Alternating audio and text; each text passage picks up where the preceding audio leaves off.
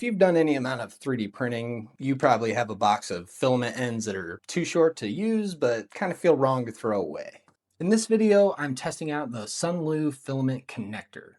If you haven't seen one of these before, it's basically a heated filament splicer. You feed two pieces of 1.75 millimeter filament into the tool, it heats them, presses them together, and ideally gives you a usable continuous strand. But does it actually work? All right, so we tested out PLA, PETG, and ABS. As far as fusing the materials together, it seems to do a pretty good job. So I used the filament connector to make about 50 connections on this PLA reel here. We're gonna try and run it through the 3D printer and see what happens. First attempt, it broke inside the extruder. Second time around, it got stuck in the filament detection sensor.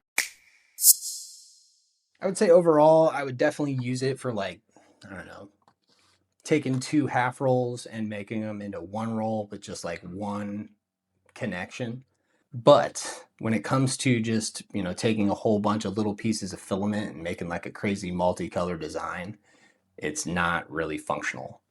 Out of the 50 connections that I had in my makeshift roll, around 28 of them survived. Out of the box, you get the splicer, power cord, and 200 PTFE sleeves.